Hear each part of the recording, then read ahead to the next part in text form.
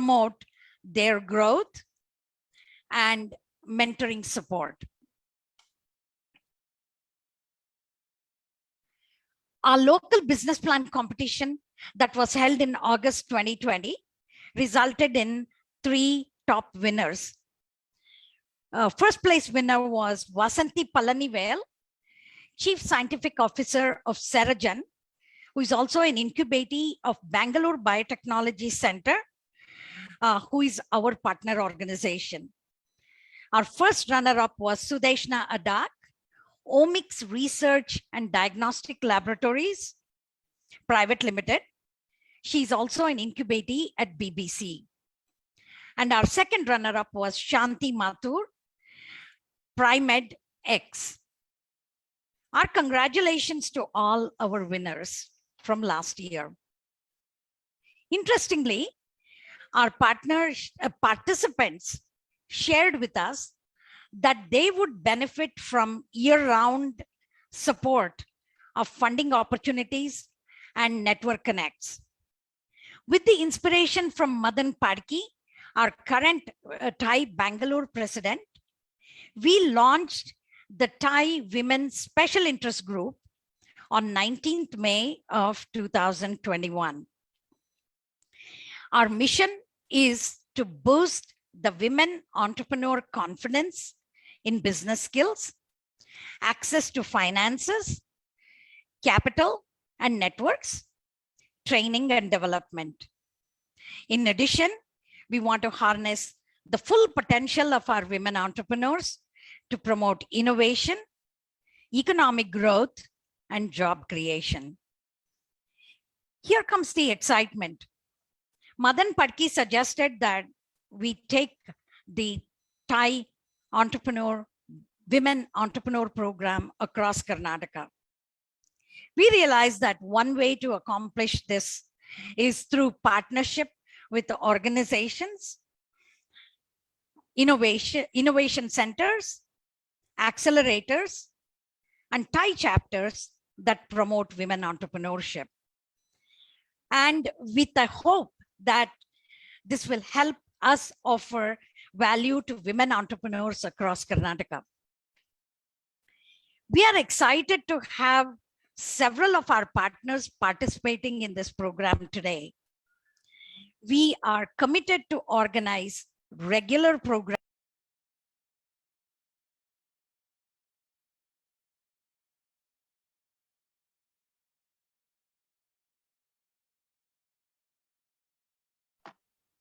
Hi, Geeta. I'm sorry to interrupt, but I think you went on mute. Okay.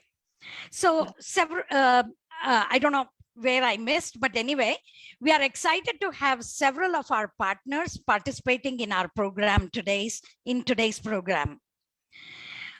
We are committed to organize regular programs in the future that will continue to help women entrepreneurs to prosper. Now, I love to introduce to you Ms. Kanika Radhakrishna, Director, TiE Women Global Program, Charter Member, and Governing Board Member of Bangalore Chapter. Kanika, take it away. Thank you so much, Geeta. It is such a pleasure to be here with all of you. And it's wonderful to see the amazing progress that TiE Bangalore has made in the course of last year. I mean, no wonder TiE Bangalore is leading the pack this year also in terms of participation in our flagship pitch competition. To give folks here a little background on TiE Global and the TiE Women program at the global level, TiE Women initiative was launched by TiE Global in the year 2019. And 2020 happened to be our first year where we hosted the flagship pitch competition. About 26 chapters from around the world were onboarded onto TiE Women. And each chapter ended up sending their participating winner from their chapter to the finale in Dubai, which happened in January of 2020. This year, we plan to do it bigger and better in terms of our pitch competition. And we've already onboarded 40 chapters from around the world. So that's great progress, given that we are still only in the month of June. And we are expecting all 40 winners to again go to Dubai and this year be part of GITEX Future Stars in Dubai. So Thai Women has been growing from strength to strength in terms of not just the pitch competition, for which the centralized applications are now live at thaiwomen.org. But in addition to that, we've also added a couple of different pillars to our initiative. One being an open mic night or the elevator pitch session, very similar to what we are all waiting to be part of today. It's basically an opportunity for idea stage or entry stage entrepreneurs to come forward and make a pitch, present their business idea in a safe and judgment-free zone in front of mentors and get feedback real time on their pitches. So our hope and wish is that these entrepreneurs will end up applying to the pitch competition somewhere down the lane, and our previous year's winners and this year's winners will pave the way and be the inspiration for prospects to apply. So with that, I will turn it over to Tulika to take the evening forward. Thank you so much. It was a pleasure to be here today. Thank you, Geeta. Thank you, Kanika, and thank you, Geeta. Without further ado, we will move on to the startup pitches. But before that, I'd like to introduce our advisors for the day. We have Sarvana Mani, Global Head of Innovation at Kmart Group. He's also a charter member at TiE Bangalore. Next, we have Subbu. He's a global sales trainer. He has helped many startups reach their mark in the past few years, and he's also a charter member at TiE Bangalore. Up next, we have Arun Raghavan, founder partner at Raleigh Ventures. And last but not the least, we have Vijeta Shastri. He's our executive director at TiE Bangalore. Welcome, advisors, and thank you so much for joining in. Next, I'll give a brief about the format of the pitch for today. It's a 4-minute pitch and a 5-minute Q&A. I will be giving everyone a heads up, all the startups a heads up when they have 1 minute left. And for the advisors, I will give you a heads up when you have 2 minutes left. So moving on to the pitches, we have Dr. Shubha Dharmana. Hi, Shubha, are you online? Yes, Tulika. Good morning. Okay. Would you like to present? Would you like to share your screen? Okay. Yeah.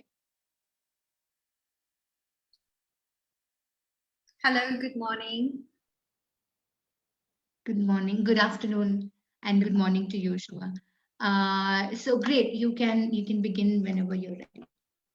Thank you very much, Tulika. I am Dr. Shubha Dharmana.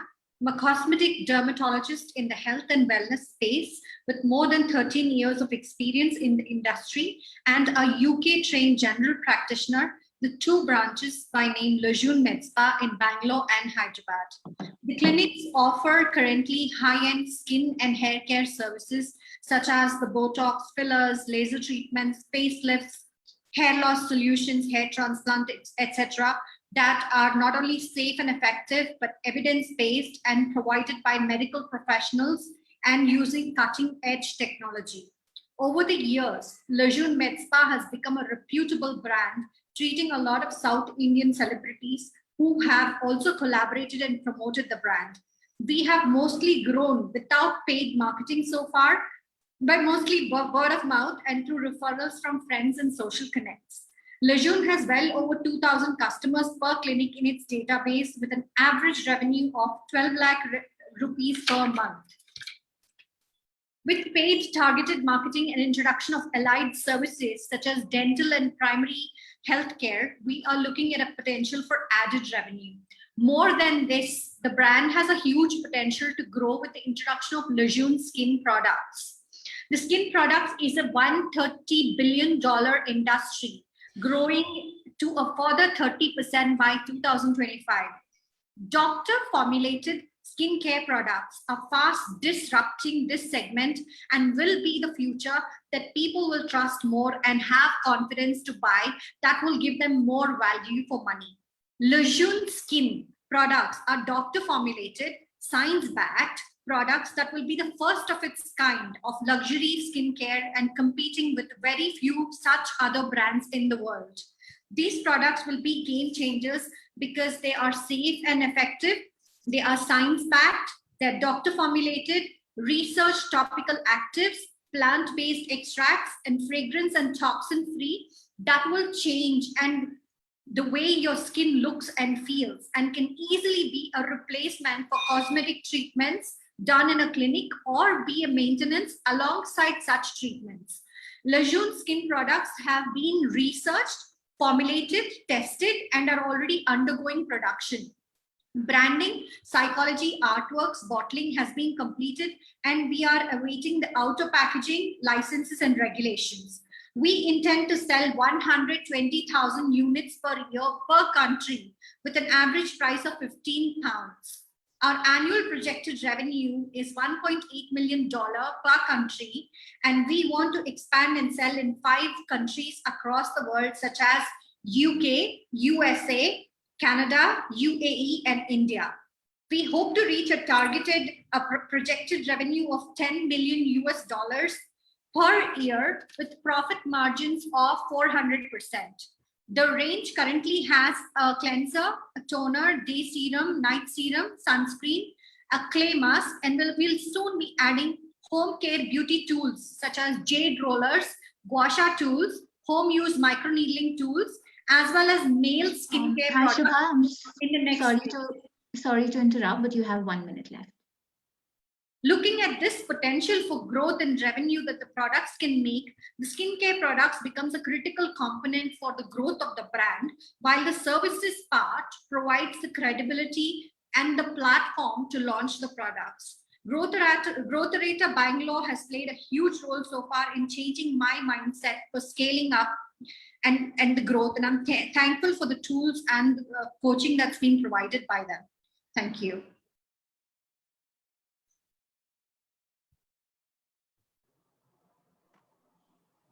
Thank you, Dr. Shubha. Over to the advisor. All right. So if I can take the lead, good morning and good afternoon to everyone else. Lovely. In fact, I had a lot of questions when you talked about, but the script was, taking care of most of the questions. The first one, I mean, you pretty much covered. You did not have a PowerPoint deck. Is it by choice, or you don't like PowerPoint decks, Dr. Shubha? I was told it would be a verbal presentation. Okay. Not slides. I would have made a presentation if I had known. No problem. Maybe we guys are, always pampered with a PowerPoint deck, and hence I asked. No issues with that. What about, because you are getting into both the cosmetic as well as the healthcare in general, right? So what about the competition, and how do you think that you are poised for success compared to the big boys or the big players in the market? So right now, with respect to the services that we provide, I know there are a lot of players in the market. We are different because we are our services are safe and effective and delivered by medical professionals and are evidence-based, and we have cutting-edge technology. But with the introduction of skincare products, that puts us at another level. So far in the Indian cosmetic industry, there has been no doctor formulated or just 1 or 2 brands that I know of, and the quality is nothing compared to the quality of my skincare products with cosmeceutical actives. So these are not the cosmetic products that we see on the market shelves. These are doctor formulated ones, and there is nobody in India, or very, very few players, just one other player that I know of in the Indian market. Thank you. Over to others, please. Hi, Dr. Shubha. Subbu here. Thanks for your presentation. Of course, we all are used to slides, so Saravana also has the same thing. So, what is your go-to-market plan, Dr. Shubha? Like, you want to sell it by yourself, your own shops, or you want to use e-commerce platforms or distributors? What's your plan to reach that number of 1.8 million for every country? So we have distributorship, we have distributor channels that we have already established in these 5 major countries. That is in UK, in UAE, in US, Canada, and India is something that I want to look at, but I do not have a proper distribution channel yet for India. We already have our first order of 1,000 units of each product that is going to be launched in UK very soon. We are looking at an e-commerce platform along with the website, and we're also looking at at international influencers and international celebrities that will be ambassadors of these products. Got it. And I'm sure for the numbers, you have your mathematical logic, right? 1.8 million, how did it came? I'm sure you'll be having, is that correct? Why Yes. 1.8 million? Why not more? Why not less? That is just the initial projections for this year. When we launch it, we already have an order of 1,000 products per 1,000 units per product. And we are looking at a quarterly of around 5,000 units per product. And that's how I arrived at 120,000 units in the year. Got it, Shubha. Hi, everyone. We have about 2 minutes left.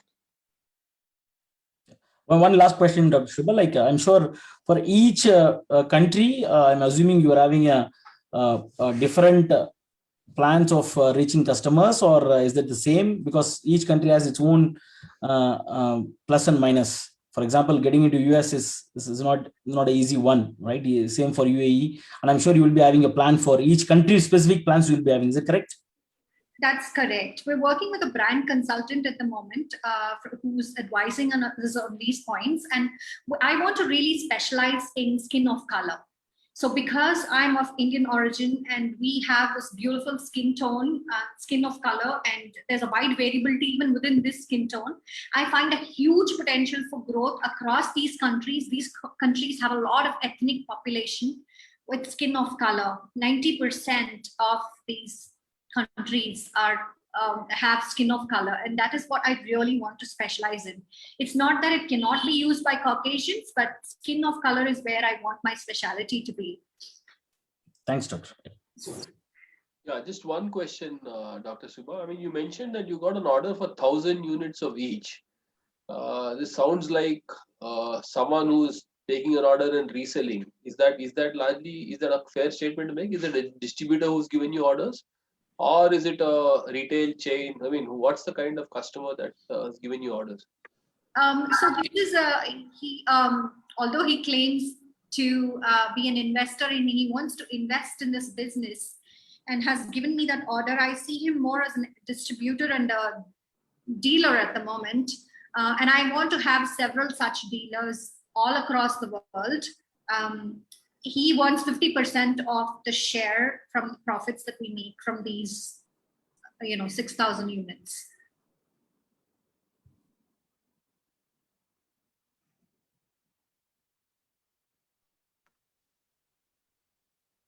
Yeah, I have no questions. I just want to say thank you, Dr. Shubha.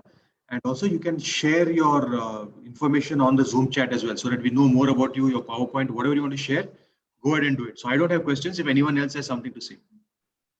Thank you, sir. Unfortunately, we've run out of time. We'll have to move on to the next participant.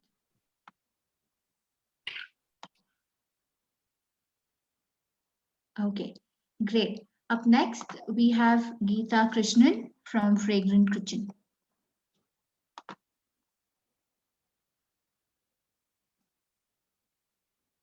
Geeta, are you online? I'm here. Okay, great. You able to share your screen? I don't have a presentation. Okay. I'm sorry, everyone.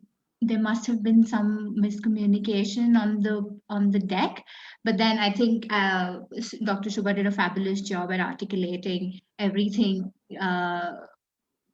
earlier. But go on, Geeta.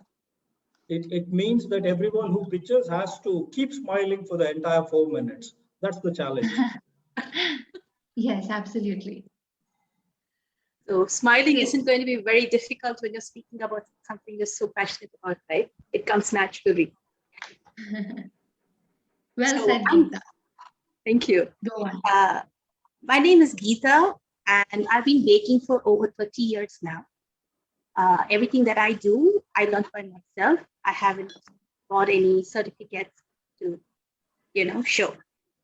But I think that goes a long way towards the experiences that I've had, and it contributes a lot to my story, and it makes my life very interesting because I have made mistakes and I have learned from them. So Fragrant Kitchen is my brand, and it's a homegrown boutique bakery.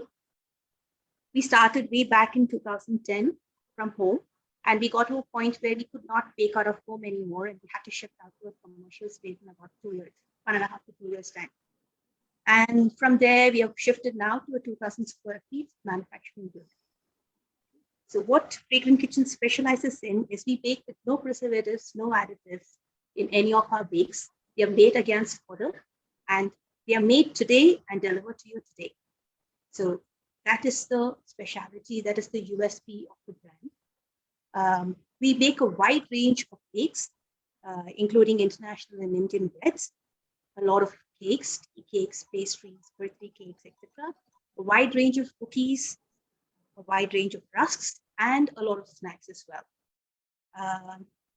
So we have 4 major business verticals. The first one would be the direct to consumer, which is by which we take orders from our customers directly and we deliver it to their doorstep. So we send out a menu which changes regularly, and based on the orders that we receive, we process the orders today and send it out to the evening. We are tied up with a logistics partner who supports us with the deliveries.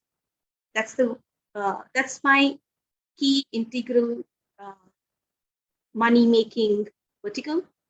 The margins are good, so we focus there. Then we have a birthday party vertical, which is the oldest vertical that we started off with. We started as home bakers who catered for birthday parties. So what that does is you have a birthday party, we give you your cake, we give you your snacks, your finger foods that go with it, all of that. We also cater for other occasions, like you have a bachelorette, you have a theme night at home, you have a theme party party. We can give you customized snacks. So that's the second thing. The third thing is we work with corporates for their team events, for birthdays or any occasions or milestones that they want to celebrate. We facilitate all of that. And the fourth vertical is the B2B vertical, by which we supply the breads that other cafes and restaurants require. So that will include a range of pizza bases, paws, and sandwich breads, burger buns, etc., etc. So those are the 4 green verticals. Fragrant Kitchen started as a home-based bakery in 2010. And from there, we shifted to a commercial unit because we could not sustain from home. We shifted in sometime 2013. We started as a private limited company. From there, we have shifted on to, we were running as a restaurant for a short period of time. But then I found that what really just gave me that, that thing that I want to wake up and I want to go and do this in the morning was the breads. It was never the restaurant part of it. So I decided to close that down, and it was not making, yes? Sorry to interrupt, you have a minute left. Got it. So that did not really make money, so I shut it down and I shifted to the commercial unit. Now we are a manufacturing unit, which has a capacity to produce about 450 loaves of bread in one shift. We are right now in about 70 communities in Bangalore. We are looking to reach about 300 apartments by the end of this financial year, that will be March 2022.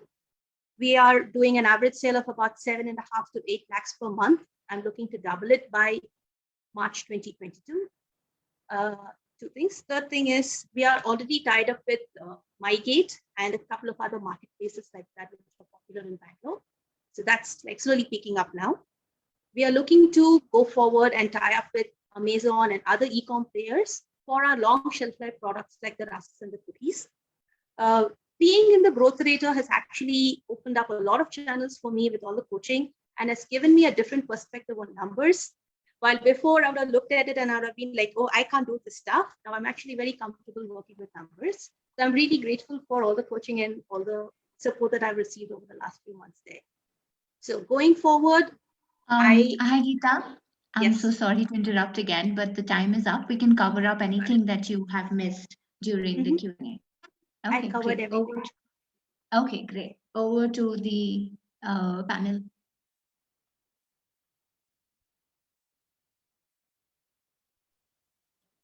Yeah, so Arun here, Geeta. Hi. Say hi. Sounds like you got a good thing going. So what do you want to do from here? What's the ambition for next, say, 5-10 years? So in 5 years from now, Fragrant Kitchen should be the best bread baker in Bangalore. And probably we should be known pan India for our Christmas cakes and for our rusks and cookies. Got it. Got it. So we are right now at a production of about 50% of our production capacity, and I want to look at hitting 100% by March 2022 and maybe setting up another factory in a couple of years down the road. Sorry, you said 50% capacity utilization? Yes, right now we are only at 50%. Is it just because of lockdown and stuff like that, or is it in general 50%? No, it's generally 50% because I've not really done a lot of marketing. Whatever business I get has been word of mouth. And one of the lessons from the growth leader has been to focus on that, which I have started the efforts, but I think it's going to take another month for the results to show.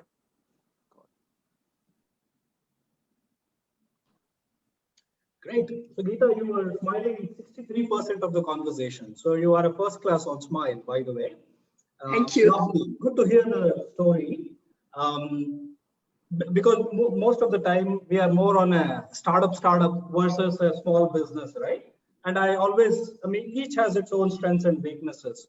But my standard definition of difference between a startup and an SMB is it local market, or is it like you build a product and then the whole world is available to you?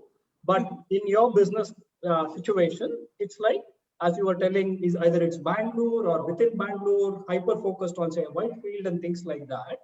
But if you were to grow rapidly, have you explored some such ways?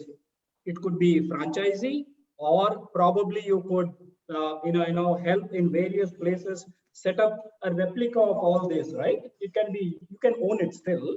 Any such thoughts on that, Geeta? I have definitely considered it.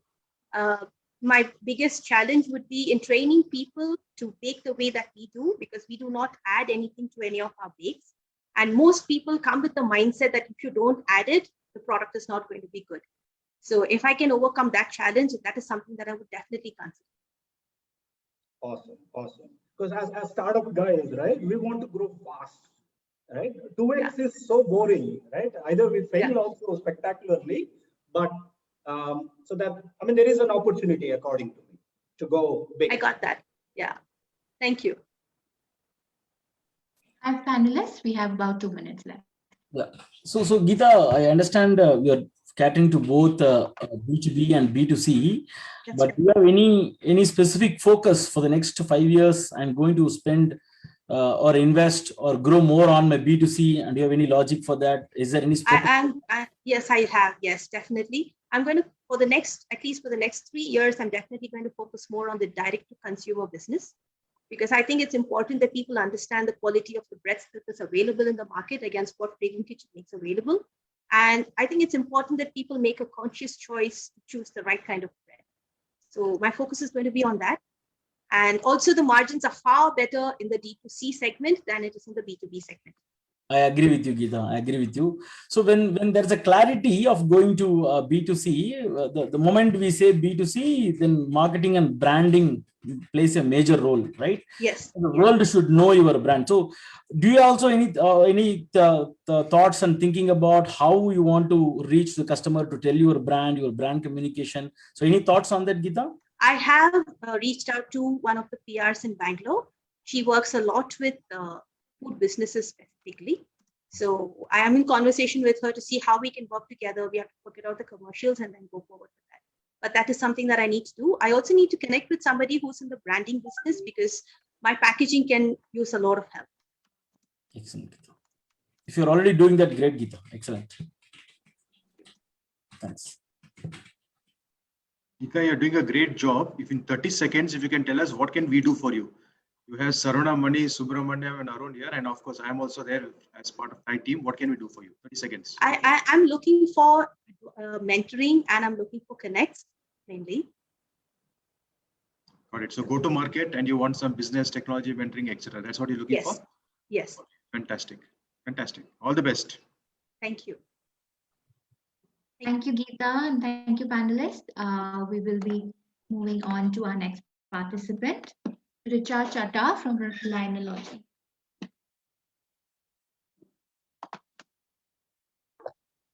Hi, thank you so much. My name is Richa Bajaj. Oh, I'm sorry. I got that wrong. Got your name That's as absolutely Richa all Chatta. right. You got an extra smile on my face, but that's how I was nicknamed in my college for some vague reason. I get to hear that today. So hi everybody. Well, And nostalgia. yes, hi everybody, and myself Richa, and I have a deck to share. So let me just share it with you. Great, great. Is it visible? Yes, we can see it. Would you like to go full screen? Okay. Yes, that's full screen for me. So hi Sarvana, Subbu, Vijayata, Arun. Thank you so much for giving me the opportunity. I'm going to go quick, super quick, and stop me if the speed is too much because there's a lot that I would like to share. So the first question that I ask anybody before I present is, when you have an ailment, how do you find a doctor? And the obvious answer that I get to hear is, yaar, pata nahi hai orthopedician kaun sa acha hai. I'm not sure if you all follow Hindi, but I don't know which orthopedician is good or which cardiac doctor is good because we've never had ailments. We're not used to of having ailments and therefore knowing people. Either you go to friends or you simply go to a hospital and say, hey, look here, this is the problem. I'm looking for a doctor. But when you have a discrete problem in your life, when it comes to relationship, career, and business, finances, and you're going through deep shit in your life, nobody goes to a doctor without a problem. And similarly, when people are in these discrete problems, they are looking for solutions which can be discrete in nature per se. I would not, like to talk about my relationships in public, or I would not like to talk about my career problems in public. So how do I find a discrete platform which can answer my questions and respect my space? Plus, it's very personalized and not reportish in nature per se, automation. That's where the real problem is, where we are pegged. And the business is called Linology. And the proposition that we have is we provide you answers for life, and answers for life from all the perspective, not one. Allow me just a little more time to explain. So these are the services that right now we offer. Now, globally in India, as well as across the globe, these are the services which are pegged. When you go to China, there are more services. When you go to Tibet, there are more services which can be launched. The scope of launching these services is huge and making it a really larger platform in to be able to launch. Now, the next pointer which I would like to make is, it's not just the problem which I'm trying to understand in detail, or the timelines that I'm looking at for solution, but I'm looking at a solution by itself. And that's where a lot of quacks are sitting. So here's what we provide is, we provide authentic healing services, healing, which is really work. We've experimented. I've been working on these sciences since I was in school. And I have about 14 years of experience in advertising and branding and marketing myself. I've worked with clients like ITC, Britannia, name the client I've worked with them, 3M, in terms of, helping them become a brand by itself. And I've been a strategic planner with the best of the agencies in the country. So having said that, what I realized was it's important to bring these solutions to people. And along with my, job, I've been focusing on that. Apart from that, we have two B2B services. I'll focus on that later as to how can that make a difference in the terms of the way we live and the way we can shape a lot of things in people's lives. Quick overview of industry, 2 million practicing pathologists. So supply is definitely not a problem. It's a matter of grooming these guys. It's a matter of assuring that, these guys are capable of being able to deliver to a global audience for that matter. The biggest problem here is training, is what we realize. Unorganized market, 95% of the market is unfortunately unorganized. If you see the overall market size, it's 40 billion, out of which 1.5 billion is gemstones and, so on and so forth. I mean, you can see the numbers here. But demand and supply wise, there is a huge requirement. I've not mentioned the demand here because demand is definitely not completely visible. 40 billion of what is what has been identified from business world and your story per se. And we need a little more digging, but we haven't spent money here to hire a consultant right now because we thought it's better to just launch and get it live. Hi, Moving Richa. on. Sorry to interrupt. You have a minute left. Yes. Okay, quickly, AstroTalk, AstroSage, Ganesh, I'll share all these numbers with you, but basically all of these players internationally and India-wise are doing fairly okay. Purple Ocean being my favorite. UK-based has reached 18 crores really soon in the journey. CoStar, another app, 6 million funding. They have received globally. They're doing extremely well for themselves. Quickly speaking about the B2B services, we are focusing Reiki for motherhood, pregnancy, one-time event in life. Lot of issues, gynecologists face, they don't know what to do with pregnant women. Reiki has been helping. We've already launched this service and getting good traction. Handwriting analysis to be launched in schools to help school children. And finally, last but not the least, we have also mapped where are we pegged in terms of services. And very quickly, target market is 25 to 44. The biggest issue is relationships. And here's the proof of concept that we have about 31 odd thousand installs and about 2,000 odd orders on us. And so far, it has been a very interesting journey. So this is the team. You see me, you see Jay Shankar Krishnan. He's the mergers and acquisition specialist. He's currently the CEO of Danner India, which is almost at 12,000 crores right now. He's not working at full time, but he has given us the money to be able to start the business. Gaurav takes care of the technology and so on and so forth. The team is mentioned here. So Great, and that's the time. Yeah. Thank you. Thank you, Richa. That was quite quick, and there was a lot to cover as well. Yeah, sorry, that was a over bit to gypsy though. Sorry. But I was No trying problem to, at all. give an indication of things. Great. Over to the panelists. Hi, Richa. Thanks for the presentation. We're quickly able to understand a lot of things. Yes, what, Mr. Subramanian. what are your current challenges? So the biggest challenge that we have is we need funding for growth, number one. And the second challenge that we're learning over a period of time is to manage technology. I mean, the way it is evolving and the amount of money it requires to, just keep up to it is not even funny. So marketing wise, we have a full team. Like we have Anunay Mishra, which I missed mentioning. We poached him from ex-Shoppers Stop. He's ex-YLG. He's been marketing. So marketing is absolutely sorted for us. The biggest challenge is, making the brand bigger, to be seen by enough people. Like we have our internet. As I speak to you, we have just shipped our international shipments for our e-commerce. So we have demand. We do see demand, but we have to be seen. To answer your question sharply. Okay. Yeah.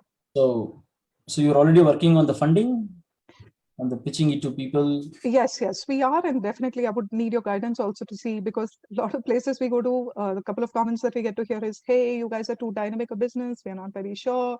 We like your business. Why don't you come after some time? We are a revenue making company. Having said that, yes, there are a lot of things we are learning on the process. But yes, some people show interest. Some people are expectant of a huge stake. So we are dabbling with that right now. What's the traction like, Richa, now currently? I mean, how do I answer that for you? Arun? So, I mean, you said you're revenue making. So, what's the measure? Is it? I mean, revenues? How many users? How many? What's engagements? What? I mean, you have any metrics on? Yeah. Where you are at? Yeah. So we do have a matrix. So we have 2,200 orders on us. But if you divide it on a monthly basis, we have about 20 odd consumers coming in. So we have high-end product also which are being paid. So for example, there is a customer from Africa who has landed up, paying us 70K for our order. So, but on an average, we have about 20 users who are coming in and 12% is our retention. But if you want to know the overall numbers for last financial year, we have made about 15 odd lakhs. And the business investment thus far has been 30 lakhs so far. Got it. And what's the average amount that per user that they've spent? What's the average spend per user? The revenue that we are making per user? Yeah, average per user. Revenue per user. Average revenue per user that comes to us is 1,200 rupees. Okay, got it. Richa, I had a question maybe post lunch. That's why. Is it like urban company for all these special segment? Did I understand the business model correctly? Partially, yes. Urban company when it comes to tarot card readers, yes. But when it comes to your e-commerce services or Reiki services, we are not we are typically urban company, you can say, but only at one point where we are selling products, those products are completely owned by us. As in like we have our people, it's not like a typical e-commerce where everybody will come and list their products, because we are very sure about the kind of quality we would like to sell. So Got it. Yes. And how are the customers coming now, Richa? They are using your digital marketing or by word of mouth? How you are getting your customer? Both. So we've been doing digital marketing. If you see, we have about 7,500 followers on our Facebook page, and Insta also is growing for us. We have a mobile application as well as a website. We have both on us. So we have 31,000 downloads. We've been promoting on App Store, Play Store, ASOs, the standard strategies that are there. So we have not invested in mainline as yet, neither have we gone radio or any other mediums for that matter. But digital so far and word of mouth has been doing well for us. But word of mouth has been pretty good for us so far. Yeah. All right. On the funding, please do share the pitch deck. Happy to take a look at some of us. And the least you will get is a response for sure. So that's a commitment from our end. Many a times that itself is very precious, along with some feedback and stuff like that. Right, Sarvana. Really looking forward to that. Really looking forward. Thank you so much. Thank you so much, everyone. All the best, Richa. Yeah. Thank you so much. All the best, Great. Richa. Thank you. Thank you, Richa. Up next, we have Seher Mansoor from Bare Necessities. Hi everyone, how are you doing? My name is Seher Mansoor and I'm going to quickly share screen and tell you a little bit more about what I'm trying to build.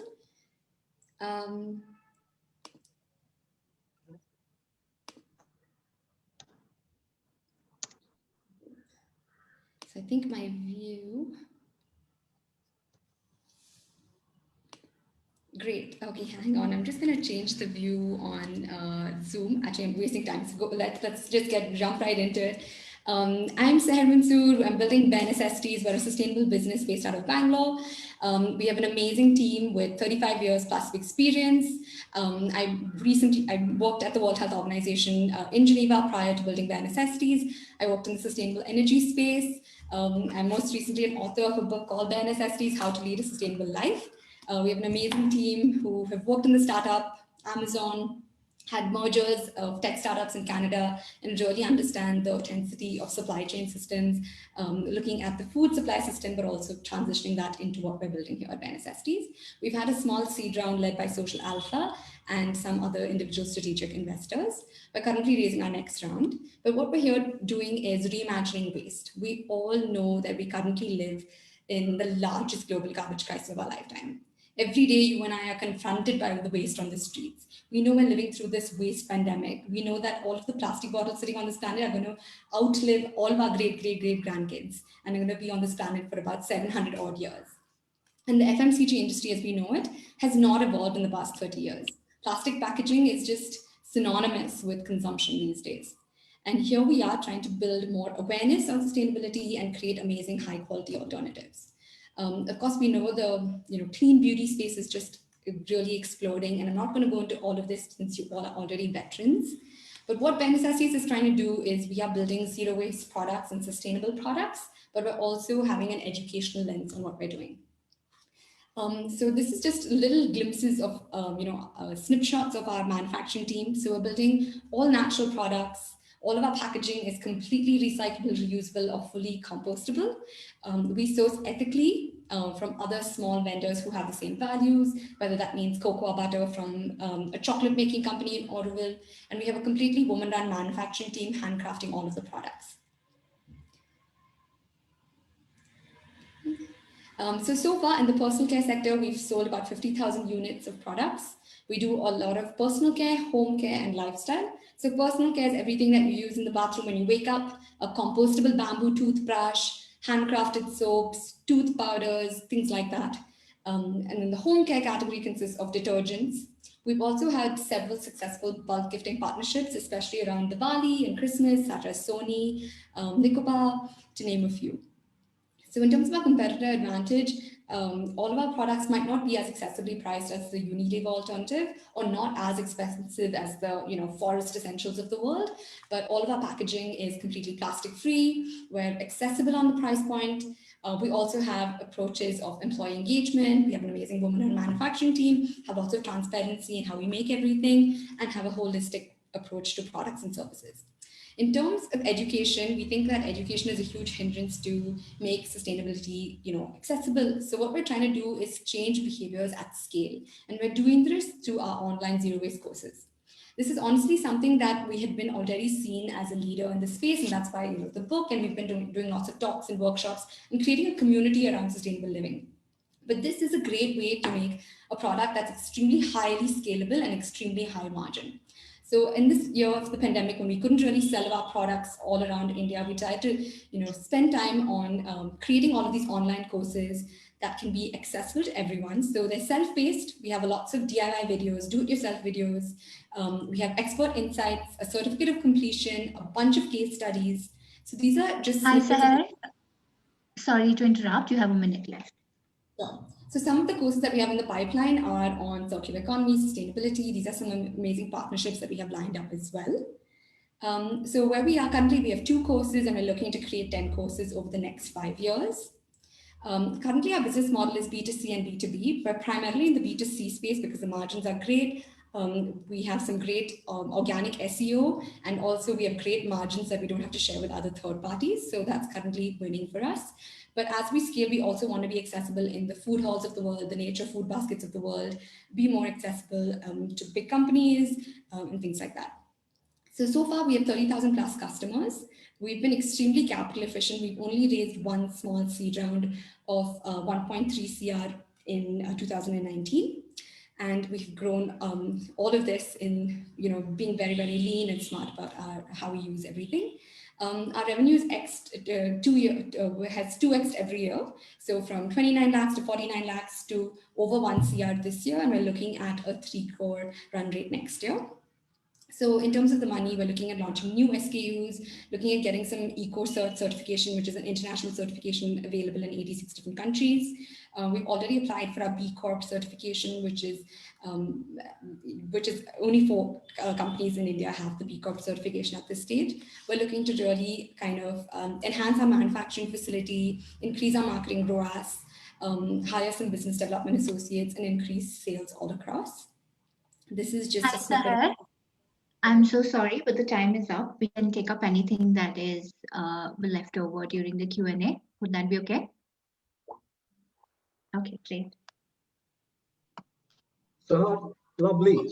The education part of it, is it for the heart or for the brain? Or, I mean, is it for real money making or just a feel good factor, Sahar? Yeah, so initially, honestly, we didn't have any marketing money. So the first way that we used to do kind of marketing was through our talks and workshops. It was a way to basically inform people about creating a demand for our products, essentially, in early days.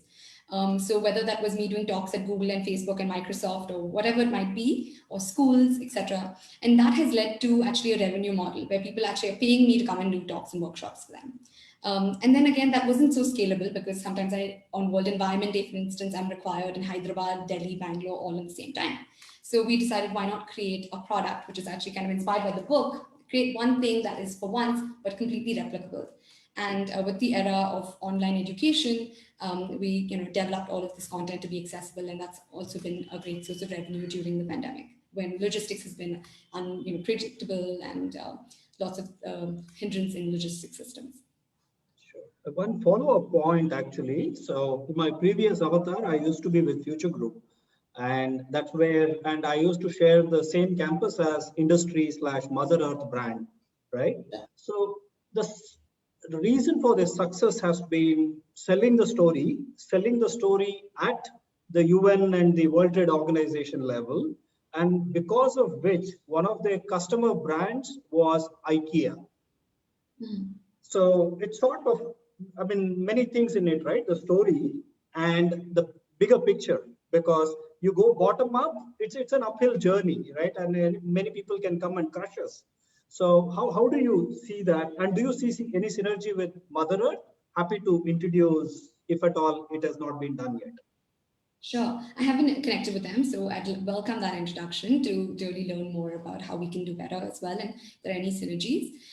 In terms of what's on the product roadmap, I actually refrain from sharing those slides since this is being recorded, but we are currently in the process making some highly proprietary products that are not accessible in the Indian market. And they are a tablet format. I'm afraid I'm not comfortable sharing the prototypes on a recorded deck platform like this, but I'm happy to share this offline on kind of the product roadmaps in the future. So I think in terms of the market, there is a need for sustainable products, but also there is a need for different formats, because if you get your Tide detergent or XYD detergent and 90% of it is water and it's so heavy and it's 1 kilo, there are ways to make it way more operationally efficient. So that's kind of what we're looking to do. So this is something that would be extremely innovative that the Indian market or the FMCG industry has not seen. And that's kind of what we think would be our route of success. And so far, we've been really lucky to have, honestly, very organic press. We get 2 to 4 press mentions a month without ever writing to any journalist or anything. So I think definitely, like Mama Earth, we can also carve ourselves a niche or an area in this sustainable consumption space. As also we're looking at more consumers and more millennials trying to align their consumption choices with their values. So we can see that this segment is only growing. Hi, panelists. Before we move on, we have 2 minutes left. Yeah. So, Sagar, what is the current challenge you are facing? Yeah, currently we're looking to raise funds, 1 million or 7 CR. So I think access to capital, some of the equipment that we want to purchase, some of the international licenses that we want to get, these are all high upfront costs at this stage. So would really appreciate any introductions that you might have or any connections that you might have in this regard as we scale up. Yeah. So Sahan, I mean, that space is really hotting up. Any D2C brand, there's so much of capital that's available right now that you should be able to get people interested, right? I have a slightly different question. I mean, and we can discuss this offline. Maybe we can do a couple of introductions, right? Just on this whole positioning thing, are you sustainability first, or are you a big brand first with a very significant sustainability focus, right? And they're two different things, because it just question of whom do you attract first, and then where do you go from there, right? So attracting people who like the brand and then they get sucked into they get bought into sustainability, or it's the other way around? Yeah, great question, Arun. I think first and foremost, we're selling amazing high quality products. Yeah. That's number one. And the sustainable and the health benefit are the by the ways of it.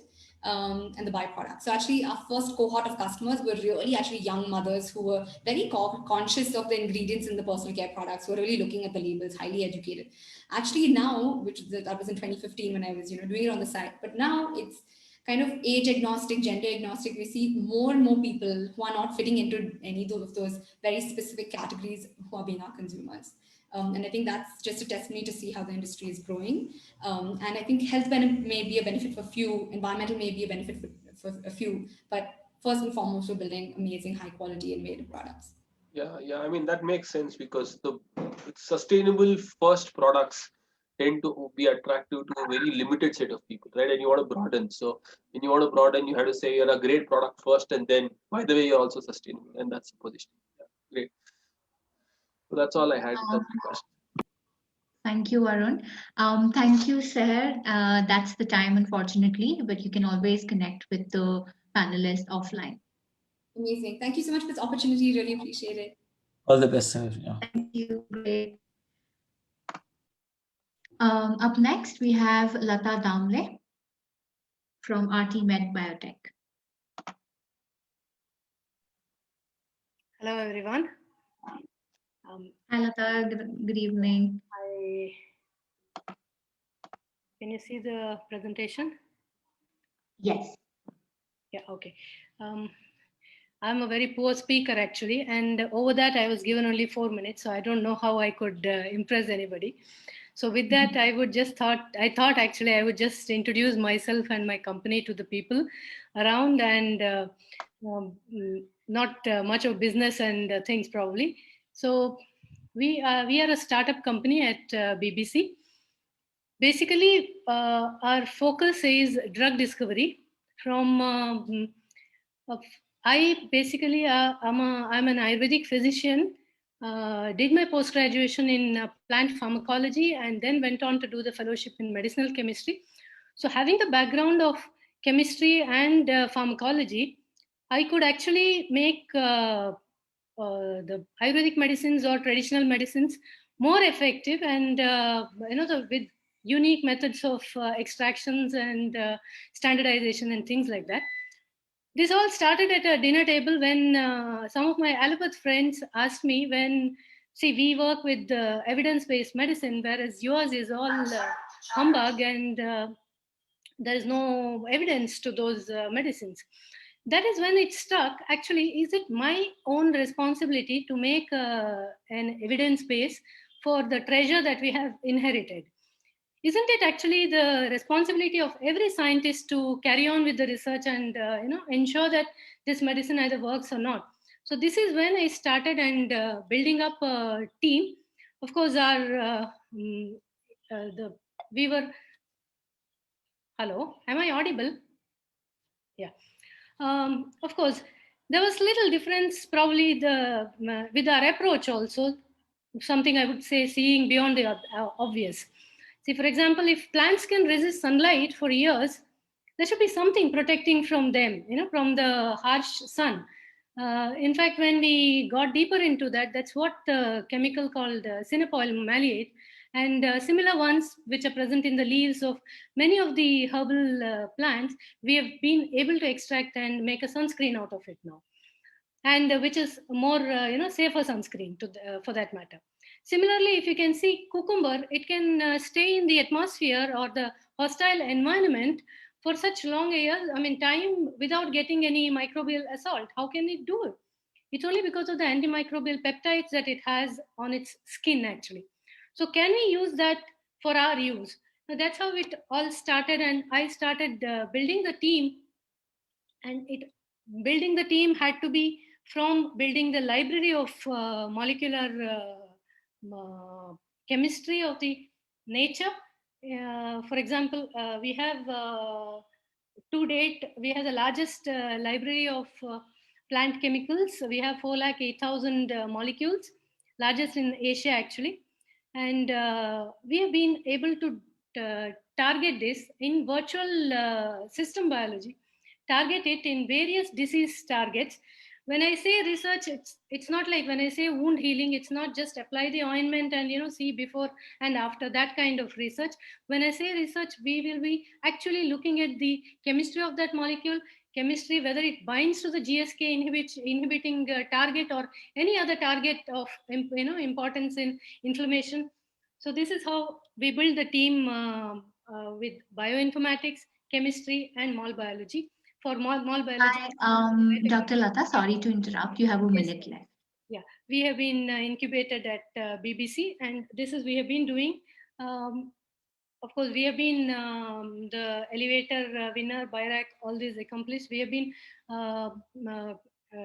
able to present ourselves in Boston Bio Convention, where we actually could get investors who were happy with our work, and probably we are taking the medicines to the next level of IND and NDA stage now. Well, it all requires funding, so nothing is enough for research. So as of now, this is you can just read, we are into COVID therapeutics also. Our medicines have reached phase 2 and phase 3 trial. We are tying up with Warwick University to bring out novel and safe antivirals. Also, there is what we see is totally a different approach in every particular problem. For example, in antivirals, we have tied up with RGCB to produce medicines against that which can produce ITM, that is interferon-induced transmembrane proteins, which are more healthier options, safer options in developing the antivirals. So, hi, Dr. Lata. I'm so sorry, but that's time. We can always cover up the rest. Probably, yes. So yeah, this is what has been our work, and this is where we continue to work. And in fact, I can just tell you quickly that we have 3 verticals where we can work as a service industry to improve the drug discovery process, because drug discovery process itself is 1.3 billion industry, whereas this can be cut down to 1/10 because of our bioinformatics library. So this can be one vertical of business. Another is using Ayush route, where we can use this technology for making Ayush medicines. Next is the IND drugs. that is investigational new drug. So this can be a big leverage for India actually, and of course huge economic advantage for the use, especially in just quickly in psoriasis. IL-17 inhibitor costs a bomb actually, whereas we are in the pipeline to develop that maybe 1/100th of the cost. Thank you, Dr. Lata. Thank you so much. Moving on to the panelists for any questions. We unanimously nominate Arun to lead this entire conversation because he has a plant in his background.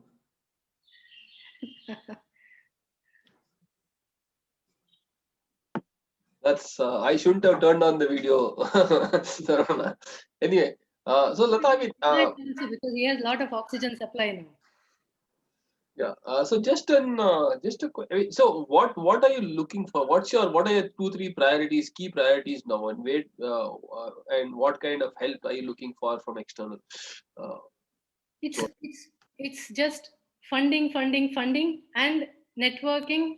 That's all I want actually, because this whole process takes huge amount of money. Any amount we get, I mean, can be utilized in one particular disease aspect, or one particular, say, for example, POC or idea to POC.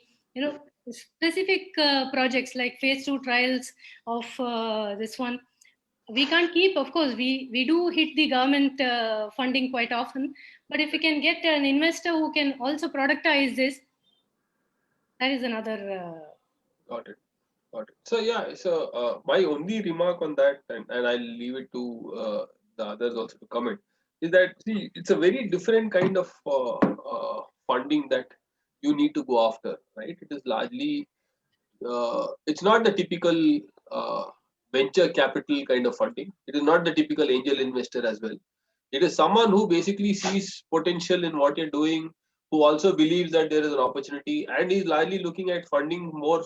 It could be a grant, it could be some kind of a so it's slightly, I mean, I don't even know what are the options. It could be from educational institutions abroad, it could be from labs of commercial organizations. I mean, so it's not the typical funding that you would look for to scale a startup or to scale a business, right? This is more research kind of funding. So to me, you'll have to go and look at those avenues, and I don't think yeah, it's I don't think you'll be wasting your time if you go to typical commercial funders and try and expect Venture them to fund you. capitalists and angel investors also, in case they are interested in productizing. For example, IL-6 inventor or discoverer got 11 billion investment. So we have the molecule and we can exit after selling the molecule. So that's so the pitch to the investor is Lata, Dr. Lata is saying I can basically go and sell this, and therefore you need money. Not the investor coming and saying that okay, this seems like something you can monetize, right? It's a thing saying I have this opportunity to sell this molecule, and this will need so much capital. The returns are so much, and therefore I need this fund, right? It's something that you drive. It has to be the business actually of drug discovery programs. So, Dr. Lata, I'm not sure we can ask this question to a scientist like you, but can you give some projection, like if this discovery is converted into commercialization, this is a possible revenue you can make in this many time frame? Yeah, so that will excite a lot of investors or people. One of our product for psoriasis, actually, we have given the license to a European company called Ruhe Healthcare, and their last year turnover was 5 million euro for one product. But on the 5 million euro, how much money you will get, Dr. Lata? That's I mean, we have already it's few percentage on the like royalty basis, but to give the technology, we have transferred it actually. Hi panelists, I'm sorry, we have a minute left. So some revenue numbers, if you can add into the pitch, and of course based on certain assumptions, you can always call out the assumptions. If you reach this is the possible revenue.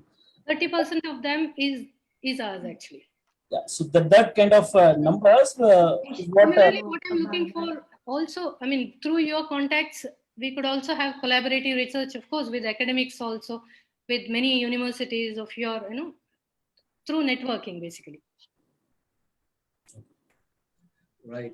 Dr. Lata, I've sort of watched this kind of movies before in my, again, a previous avatar, NASSCOM Deep Tech Club. The reason why we started the NASSCOM Deep Tech Club was, as Arun was mentioning, those deep tech is not easily palatable to the VCs because they want exit in 5 years.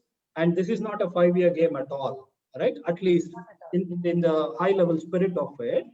So if I can suggest or request you, if you could send some of the details, happy to connect you to NASSCOM Deep Tech Club, because they are with this unique charter of any idea which is totally not tried before takes at least minimum of 7 years to see some traction. And they also have this collaboration with Israel Mass Challenge, if I'm right. And those are the kind of worlds that you want to be with. The second one is any big pharma which has this a little openness to trying this out, because for them all this is a been there, done that. Just that the small little charter is different, but as an initiative they have been there, done that. Somebody like a Sun Pharma and all. Not sure if that resonates. It does, yes, sure, thanks. And if you could write, happy to introduce Sun Pharma or some such thing. Sure, I would connect with you. Thanks for the opportunity. Thanks for all time. Thank you, Dr. Lata. Thank you. Best wishes, Dr. Lata. Thank you Best so much. wishes, ma'am. All the best. Thank you so much. Great. Thank you, panelists, and thank you, Dr. Lata. We'll be sending the details about the panelists post the event, so you can get in touch with them. Sure, ma'am. Thank you so much. Thank you. Up next, we have Preeti Bedi from Contest de Flor. I'm not too sure if I'm pronouncing that. It's right. Conde. Okay, great. Apologies there. Whenever you're ready, Preeti, please go on. Yeah, I'm just checking the files. Second.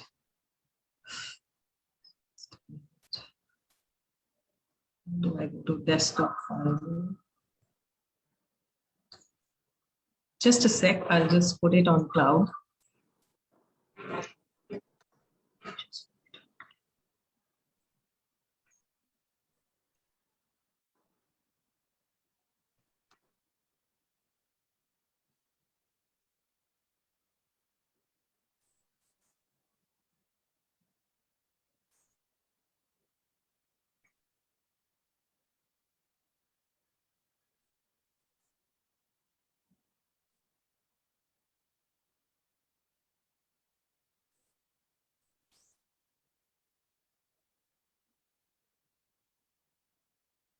Sorry for the delay.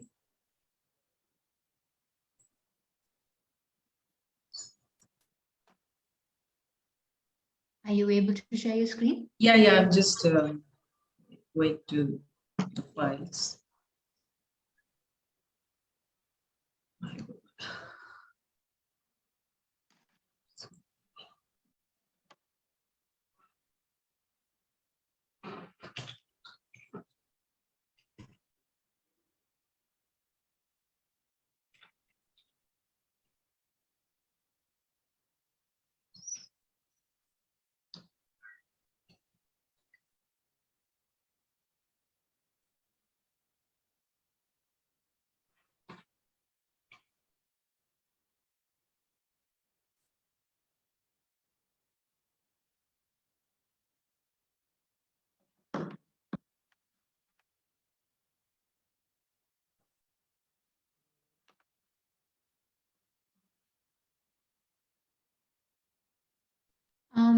Preeti, is there any issue that you're facing with the share?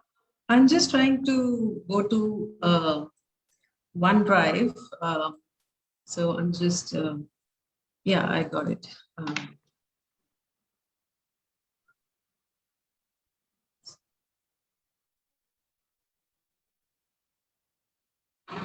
My God, I'm not able to do it. There's some issue here.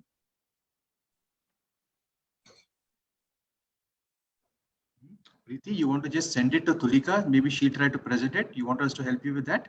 Yeah, I'll just email her. Yeah, email her or put it on the chat, whatever is comfortable. Don't worry. Okay. Yeah, sure. These things happen. I can't put it on the chat. I'll just email it if she can. Yeah. You can confirm it. Yeah. It is trickier when everybody is waiting and you're on video more, Preeti. So can understand. Yeah. Sure. But while she's doing that, I think we should commend every single one of the founders. Brilliant pitches, I think. Really amazing stuff. Very articulate, lots of confidence.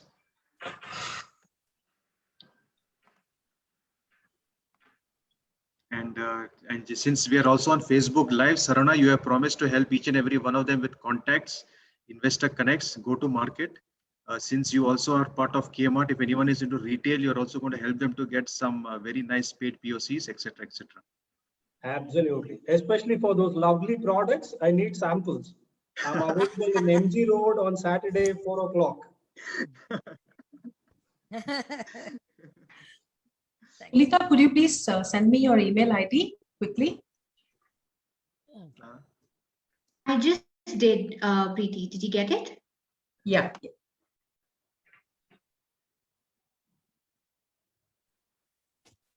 No, just so sorry for the not to worry, Preeti. It's absolutely okay.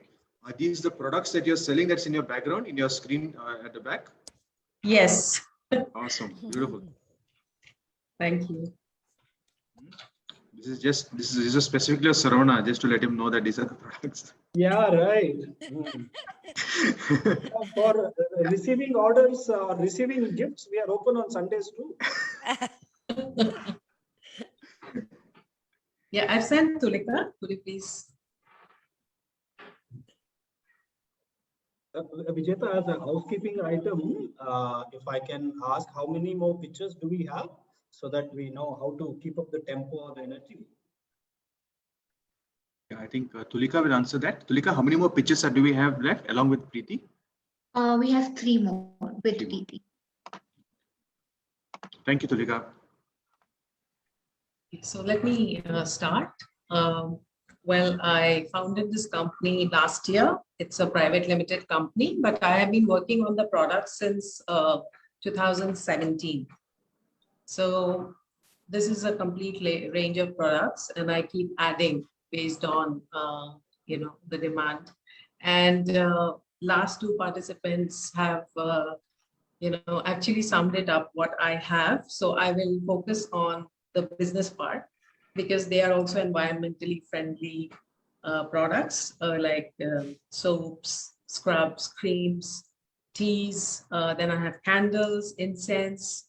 My products are focused on wellness. So I try to make products which are helpful in a lot of ways in terms of body ache or hair growth or any kind of headache or cold or clearing the environmental toxins by way of diffusing some oils. And my latest range, which is coming up, is incense, which is also natural. And it will be without any coal, which is there in 90% of the incense brands right now in the country. So that is a huge market potential, which we have realized. And that's why we have introduced these products. Please continue with the next slide. So I have a range of finished products, which is more than about 40 to 50 products. And I'm yet to launch commercially because I don't have a manufacturing license. However, I'm talking about skincare. For teas, of course, it's just FSCI and all that, which is in process. So for the license, I am outsourcing the production to another manufacturer, which will be based in Mumbai. And the process is ongoing right now with all the agreements. So these are the products that I have, which you can see. And these have been also tested in the international market because I have attended various events through various trade bodies. And I've got a very good response. And Some of the partnerships are already in process. But there are two parts of my business, which is the finished products. And since I'm not ready with all of them in terms of the regulatory requirements, I'm also dealing in raw materials.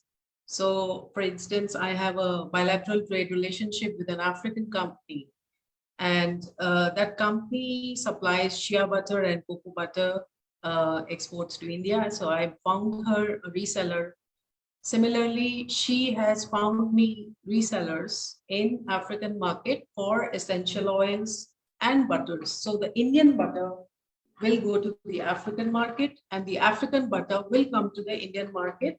It's already come, in fact, and it's being sold to skincare manufacturers. So this is one deal that we have, and we have similar deals in process for the other raw materials like herbs and other oils. So, so this is the raw material aspect, and the finished products, we have a big range, and we aim to customize it based on the climatic conditions and geographies. So we have been taking feedback from many clients. I have attended events in UK, in UAE, and Europe, and have met many buyers from different regions. And we are already in talks to launch in various countries. And I have also identified representatives in those countries. So they are going to be the contact point, and they will handle the entire distribution channel. And we are in the Hi, process. Preeti. Sorry to interrupt. You have a minute left. Sure. Please go to the next slide. Please keep going as we just go to the next. Yeah, some of the products are given here. So we have natural candles as well, which are beeswax and soy wax, which also has a huge market potential. Please go to the next slide. I will talk in terms of numbers, how much potential we have in the Indian market compared to overseas market. So this is the current scenario, which just now Sahar also talked about. So there are a lot of products in the market which are with chemicals. So we have to capitalize on that opportunity and educate customers. Please go to the next slide. And now I'm going to talk about some of the innovations that I've had in terms of hair oil, which has reported hair growth or average hair growth of 20 to 25% for people. Anti-aging cream, which has helped in reducing fine lines, and many more. Please go to the next. Yeah, so this is the health and wellness industry, which was projected in 2017 for the business of beauty overall in India. Please go to the next slide. And here we are, India, in terms of the vis-a-vis the global market projected in 2025. So I've taken 2017 figures and the global market, and you can see India's share is very minuscule. And hence my focus is on international markets, for which I require funds so that we can launch in these markets. Please go to the next slide. Yeah. So these are the prospects. Unfortunately, that's the time. We'll have to move on to the Sure. So these are the business prospects that I have, the customers that I've already spoken to and who have also tested my products. And we are hoping to launch in these countries shortly. So great. Thank you, Preeti. Moving on to the panelists. Just show the next few slides, or Tulika, as we ask the questions, just forward the slides, okay? So our question, my first question is your go-to-market strategy and your ask, Preeti. What do you want from us? Okay, talk about that. Thanks. Okay. So in terms of the go-to-market strategy, I need to build a distribution network. And all the distributors in the current market scenario are asking for credit. So that's my biggest challenge, and I'm trying to work out deals like bilateral trade barter system. So that is not possible with everybody. So I'm just going to work with people who can pay me advance. So that's a big challenge that I have. And also in terms of getting product certifications, international, they are quite expensive, like EcoCert, which is what we want to get because that's popular in Europe and also accepted in US markets. So that's my primary requirement. And of course, building my team, I don't have any full-time employee, everything is outsourced. So funds are required to hire people. Pretty great products, great packaging, and the great presentation in the background. So a couple of, can I be brutally honest? A couple of quick points. Yeah. So if I want to, see this as an investor or as a, once or twice failed entrepreneur, I have made this classic mistake. Entrepreneurship has, gazillion variables, and we have to keep it as less as possible so that your chances of failure comes down. What I'm seeing is roughly 50 products, and pretty much the world is your oyster. And each of this is a separate business on its own. This is a question as well as a feedback. I'd rather look at a Winnie Cosmetics, One Fog, keep doing it, go across the world. Either you have to reduce the number of product in your product portfolio or reduce the number of cities or the markets is my thought. I'm sure you might have thought through this. I agree. I am planning to do that only. And why I have been just developing. So every market will have limited products based on their requirement. And every market will have a variation. So in UK, what soap I'm going to give will be different from what I gave in UAE because they sweat more. So, I have to show the customer, this is my shop, what do you want? What will you sell? So when they tell me I'm going to sell this, I'm going to put money and register those products. Why should I register like HLL? I'm not HLL. So I'm going to give them the basket and let them choose what they want, and I'm going to register it. And I'm not going to waste any money in building stocks because that's how I've been running. I just make products on order. Hi, panelists. Before moving on, we have about 2 minutes left. Just to building on that thought from Sarvana Preeti, I saw multiple countries you have written, right? And every country will have its own entry strategy. For example, being travel to UAE, UAE is a place where a lot of money is there. At the same time, a lot of competition, a lot of other challenges will be there. So just a thought, maybe is it also good to focus on one country where you have a lot of margin and show that proof, make that money, so that then with that money or that case study, you will get investors, then you can go to the next market. I agree. But Middle East is a big market. I'm not only looking at UAE. Through the UAE distributor, I'm looking at GCC countries like Oman and Saudi. And I've already got people who are going to market in these countries. And I'm already sitting on an order of samples. So I am quickly arranging all these whatever regulatory tie-ups, because you have to register these products in Dubai municipality. That's the first step. Trademark registration. So I've got everything in place, and whatever is easier, Dubai is currently the easiest because I have another order from UK for essential oils, and I have been checking what are the regulations because every day regulations are changing. Now I have to go and get a Spice Board license for exporting that. That's why we are suggesting, Preeti, if you go to sell 1 or 2 products in each country, it's going to take a lot of time.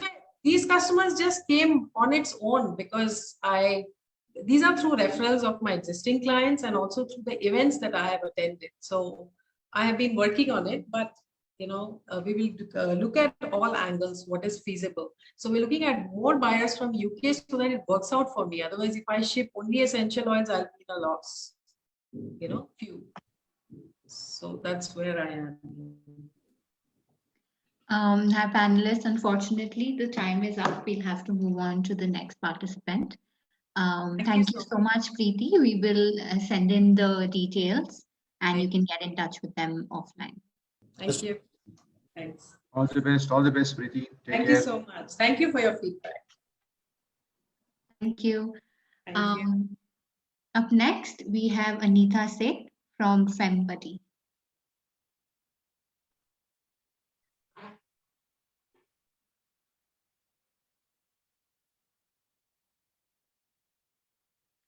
Hi, Anita, I think you're on mute. Yes. Okay. Hi, folks. Firstly, I think it's been a long day for you, so hopefully I'll cover things quickly. And there's a gear shift here from lovely products to health and wellness. So let me start off. So we are FemBuddy, a functional well-being company with respect to functional health. So before I start the pitch, let me say why we exist for, right? So we have likes of Ranjana and Amrita Jannu, who are basically suffering from functional disorders. For the interest of everybody, functional disorder is a imbalance or disorder from the normal functioning of our body. It's not really a disease, right? It is a disorder, an imbalance, which can be reversed by our body. So these are girls who are suffering from things like migraine, PCOS. I think that's a buzzword today. But unfortunately, the medical system today does not address the cause. It addresses the symptom. So it was made to believe that this is something they have to live with. For example, people like Ranjana, she had to give up her job. And post FemBuddy, I mean, she realized that this is a disorder and not a disease. And just by cleansing her gut, she could literally get, I mean, she's not completely off, but her migraine attacks were completely down. Similarly, Amrita Jannu, who reversed her PCOS based on the initial, because it was a primary PCOS. Now again, PCOS are primary and secondary. Secondary is the disease state. So these are the kind of girls in the age group of 20 to 35 that we actually exist today, okay? The statistics is telling, I think most of us know in the femtech space, that 250 million girls and women today suffer from functional disorders, ranging from anemia up until menopausal issues. Of course, comes the bigger ticket item, which is PCOS, which is one of the #1 cause of infertility today, right? So all this is caused by prolonged nutritional deficiencies and lifestyle issues. I think we are all learned about that. So this is where FemBuddy comes. We are working towards healing these functional disorders naturally, facilitating the body to be able to take up and heal itself with food and yoga. So I come from a technology background. I'm Anita Sheikh. I'm from a technology background where I was with Texas Instruments for 15 plus years before I went on to started my entrepreneurial journey. And Dr. Swarnalata Chandran, my co-founder, is a friend and has about 18 years of Ayurvedic experience, plus a nutritionist as well, who believes in food and medicine. So what we have today is we have a digital solution which actually addresses the women-based issues and the gut, which starts off with the gut. It's completely digital, app-based solutions, which we have defined programs and also customized programs for individuals. So the first phase is to really get things rolling through the app, which runs through evaluation, evaluation here does not mean diagnostics evaluation. It's more symptomatic evaluation, which is done in the traditional approach. It could be your, it could be your tongue, it could be your urine, it could be your stools, those are the things that we take into consideration. And based on that, we classify the body type or the gut type and then define the program. Every program has consultations as well as the meal plan with recipes. Over the phase 2, we plan to take all the data that we capture in phase 1 and create customized, AI-based models that can help us deal with many more women. So hi, Anita. Sorry to interrupt. You have a minute. Sure. Our IP here is basically to build out functional food principles and yoga principles based on which the curated meal plans and yoga plans are built for every program. We collect a lot of data, as I said, to really get the data available for the machine learning to build the customized products. Today we have our products, our base is gut, and then we do the ovaries, Heal My Ovaries cycles, and of course the healthy woman and baby. Our price range is anywhere from 1,000 rupees to 10,000 rupees, and in customized programs we go on a 20-day plan, which starts about 8,000 bucks. So we have raised an angel round early in 2020, after which we hit badly with pandemic. Our go-to-market was through corporate. We had excellent feedback and, in fact, engagement with corporates. We had 3 lined up before the pandemic hit us. Even today, I had a call with NXP just a few days ago where they said we want to cover the second wave and then go on. So we have the pilot ready, product ready. We have the pricing strategy done, and we are ready to take on the market. We also want to go the B2C path. So our ask is we are looking at about raising 3 crore rupees to build about 50K user base, which can convert about 5 to 7.5K sticky customers, which can yield about 3 crore revenue. Basically on sales, marketing, branding activity, a little bit of R&D on any newer programs that we want to do. That's where we are today. And this is the projections. We look at about 1 million users by end of year 5. It's kind of like, hi Anita. Yes, I'm done. so sorry, but yeah, where the time's up, we'll have to move on to the Sure. panelists. So we were among the finalists of NICE, and that's how we probably got nominated for this great event. And that's about all I had, guys. Questions. Thank you, Thank Anita. you so and, much. Thank you, Anita. Just a quick question. Are the others, who would you rate as competition? I mean, there's generic competition, but specifically, are there other specific brands or trying to do the same? Sure. Arun, there are a lot of people addressing the women market, especially the PCOS, but very categorically, like, we have Gynoveda, which are very specific to Ayurveda and use medicine for the treatment. But ours is completely based on food and yoga, which can reverse. I mean, we are basically taking primary conditions. When I say primary, these are not a disease state. Now, if I take PCOS, till it becomes cystic, it is not a disease state. Till then, unfortunately, the medical system today categorizes even the primary as a disease state and puts them on hormonal, which is not really necessary. Got it. And Anita, you are asked, what do you want from us? Are you looking for funding, marketing connects? What do you need?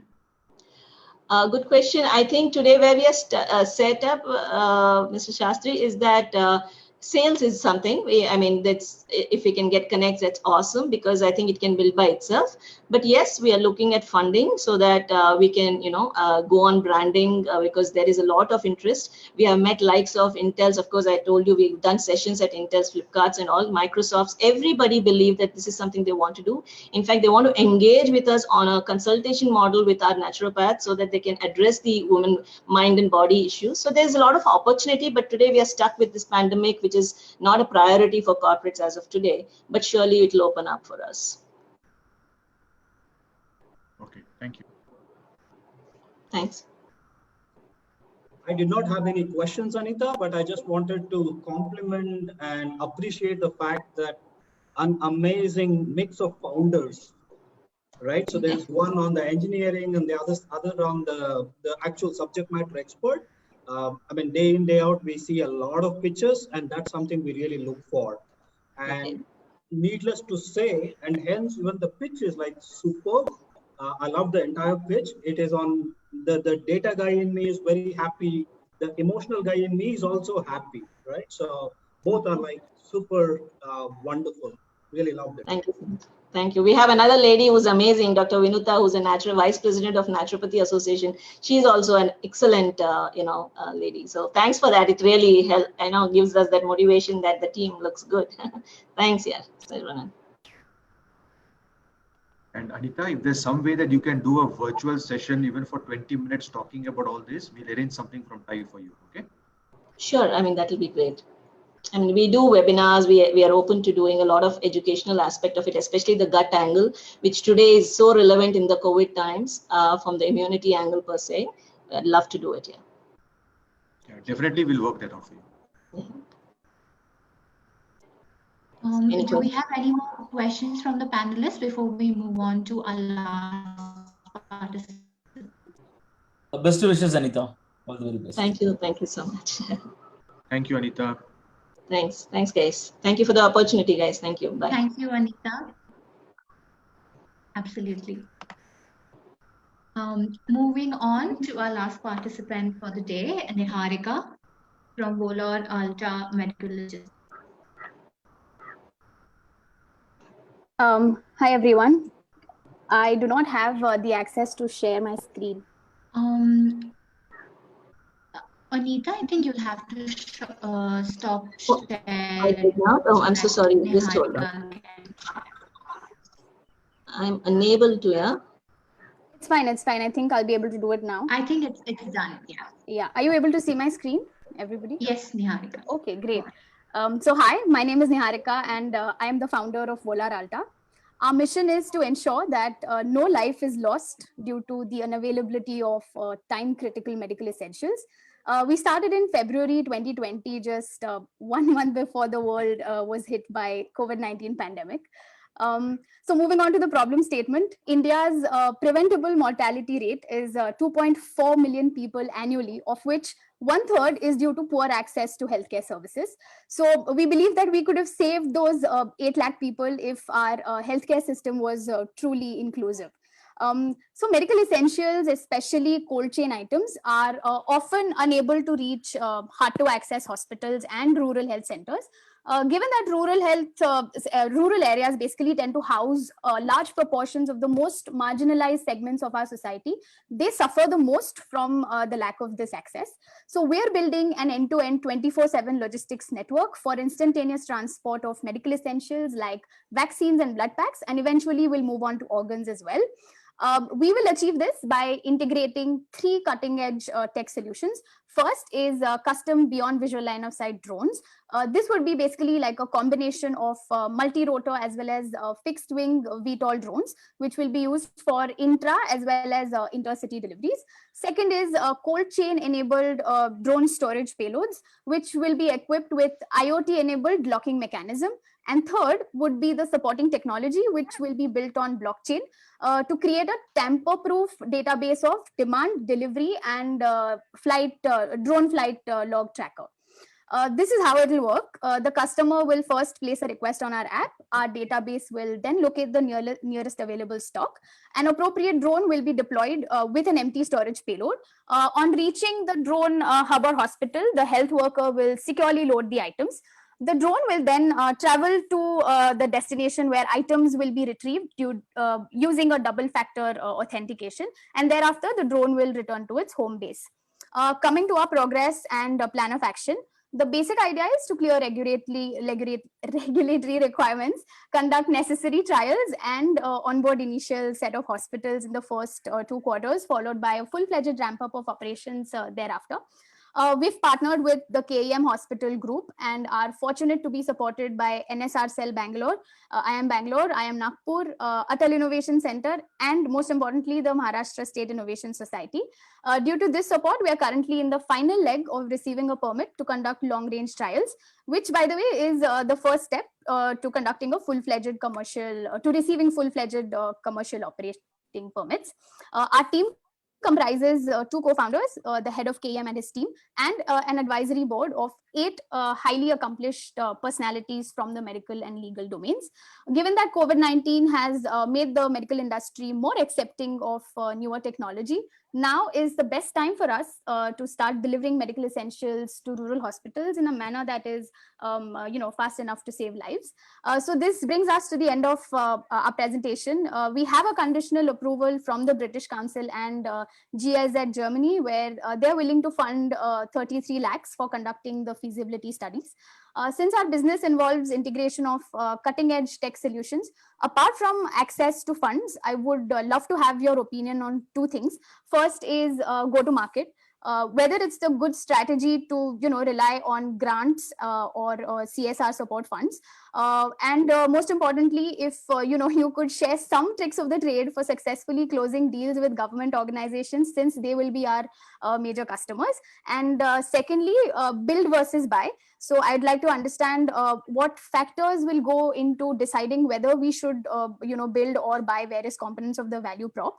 At this point of time, we're integrating these services in order to just launch, but most investors would want IP. So I want to understand how should we position our fundraise being a service company at this point of time. Thank you. Thank you, Niharika. Moving on to the panelists. Niharika, are you registered in Karnataka or Maharashtra? Because I just want to quickly understand that. Maharashtra. Okay, because if you want to work with the Karnataka government, you'll have to figure out that part of it, okay? Okay. Just keep that in mind. Okay, sure. Any reason why, Niharika, you're focused on just medical or the healthcare sector, medicines delivery? So at this Yeah, go ahead. Yeah, sorry. So at this point of time, the government is only kind of encouraging medical logistics to conduct feasibility studies. So, that's where we want to start off with. But the kind of infrastructure that we will be building along the way, right, can be leveraged for other logistics operations as well. So, and most importantly, we believe that the largest impact will be caused with the medical logistics space, because our primary aim is to be able to reach the most marginalized segments of the society. So that's why we have chosen medical. But yes, definitely the infra can be leveraged for other items as well as we go along. Okay. So Niharika, what is a business model, Niharika? How will you make money? So at this point of time, right, everybody is kind of trying to work out whether the unit economics will be sustainable or not. Obviously, at this point of time, it is not sustainable. But as we, improve the technology in terms of being able to carry higher storage payloads, like for now, we can probably carry up to between 5 to 10 kgs. But going ahead, we are looking at the likes of 50 and 70 kilograms per trip. So once we reach that stage, that's when we will actually start making some money, because it will turn, the unit economics will be sustainable. But the first step is to get the feasibility studies right, and then move on for the tech upgrade.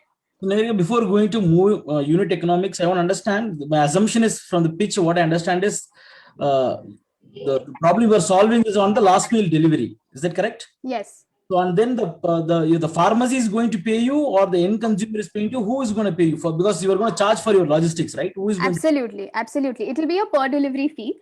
So our customers would be two kinds. One would be the state health departments, and the other would be these private hospitals, the likes of Apollo or Medanta.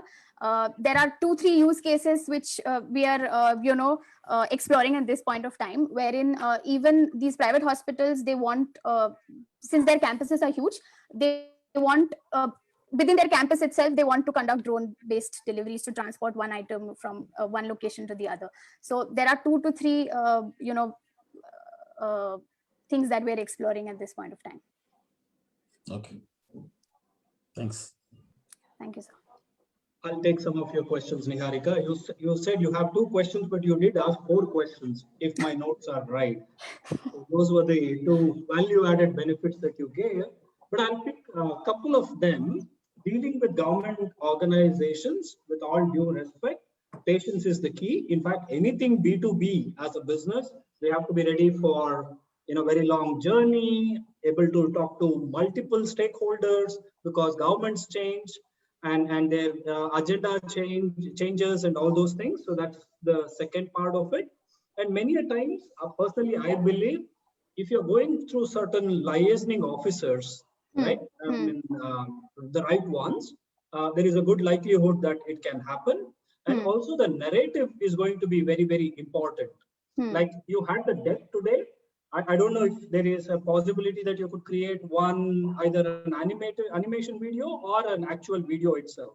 Because the narrative building becomes a big deal here. You're not copy pasting another model.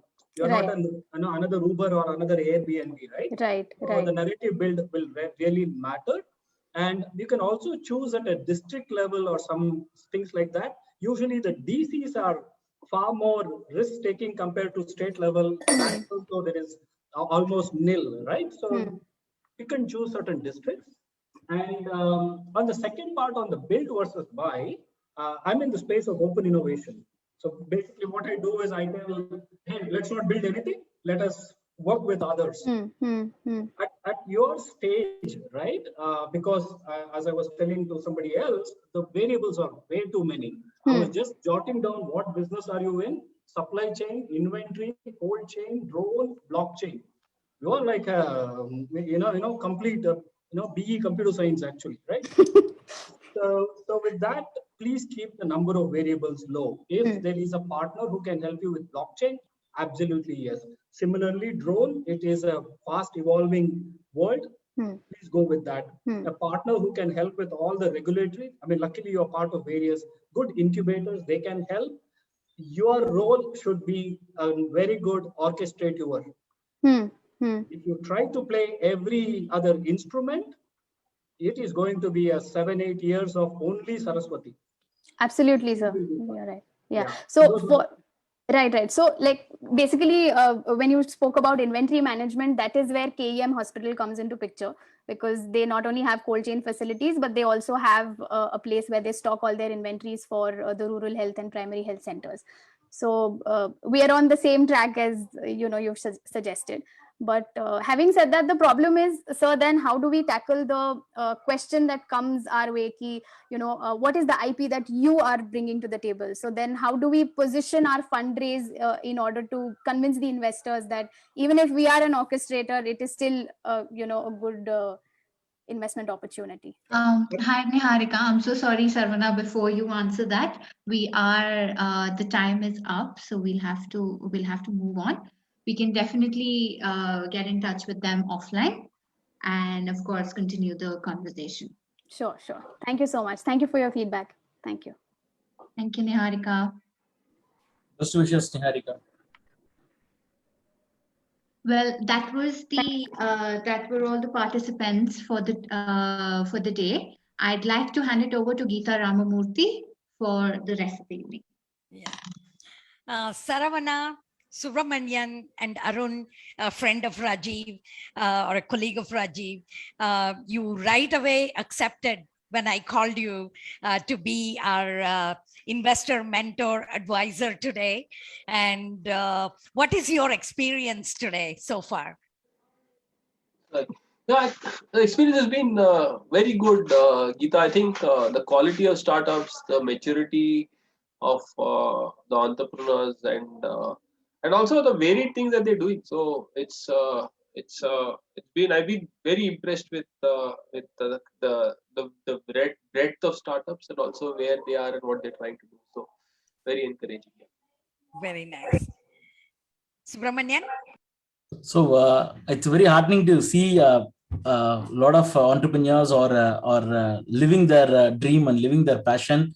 And the passion is very visible in each and every entrepreneur's pitch. And I'm very happy that India is going to produce a lot of great entrepreneurs. And it's a very positive sign for all of us, right? And whatever way we can contribute, we will definitely contribute. Very happy to see the different things people are doing. Really happy about it. Yeah. Saravanan? Yes. So first and foremost, thank you so much, Geeta, for inviting. It's a definite welcome relief for me, because most of the time I'm spending time on this AI startup, all jazzy stuff, and you cannot touch and feel anything actually. Here there is a product I can see, it is good for my eyes. Hopefully if I touch and feel and maybe taste, there is a real product. So which also means that quite a lot of the pitches today, they are sustainable long-term businesses. And that's a great thing to have. These are not the Virendra Sehwag batting that hit out or get out. These are beautiful pujaras and the kind of stuff. So that's an amazing stuff. If I can give a couple of my high-level observations, I would request quite at least barring few, I saw most of them are one founder organizations, or at least I didn't see it very explicitly mentioned. The request would be, please have a co-founder or at least a senior level person whom you can share your thoughts, because we are all more like a tactical guest appearances. We come and go. We are in a flash in the pan. But a co-founder who will be with your entire journey. So that is one. And the second feedback, if you will, would be please hyper-focus. I, as an entrepreneur, had the same stuff because I am so energetic and can work 24/7. I used to do so many things. Now, less is more, hyper-focus, if at all possible. So once again, thank you so much. And kudos to each and every entrepreneur. Lovely products and everything is pretty much built with taste. And that's where the passion comes into picture. Great. You see, I held back one key aspect of the TWE program, and that is we support tech, non-tech, and creative entrepreneurs in women. And so that I wanted to hold it for the last, And finally, it's time to thank people. Of course, I thank all three of you to be here with us, and also look forward to your continued support, advice, to all our entrepreneurs who you met today, and also many more to come in the future. And of course, it goes without saying, thank you so much for Tulika. She is the manager of the Thai Women Entrepreneur Program. She was a moderator today. And Vijeta, of course, the executive director of Thai Bangalore chapter, and his team. And I really appreciate their unconditional, invaluable, and real-time support so far. And that's how this program has evolved so quickly to this level, what you see today. And finally, I would like to invite Surya Prakash Konanuru. He's the CTO of Idea Spring Capital, charter member and member of the governing board of Thai Bangalore chapter, to make a couple of closing remarks. And of course, Madan Padki could not be here today, and he will share his thoughts, via email so far. Surya, are you there? Yes. Hey, Surya, welcome. Go so ahead. I won't take too much time because we are already way beyond our schedule, looks like, right? So actually, I enjoyed all the presentations to start with. Basically, I thought, let me spend some time. I came in early, and actually I was looking at all the startups. So first, actually, I want to thank all the entrepreneurs for giving us like such good pitches, and actually like and one thing which came out, okay, basically like there is this quote about passion, right? Like follow your passion. So if you don't have one, find one where you basically like want to live for that passion, right? So that's for one thing which you want to do in life. I think that came out so clearly. Like basically like everybody is so passionate about what they are doing, and that has translated into a lot of things, right? That's why they have such big visions, right? I want to sell to all the world, all over the world. I want to sell 100 products, right? So that's just because of the passion. Okay, so that is one thing which came out really well, and the variety, actually, like food, skincare, and lifestyle products, or life sciences, health and wellness.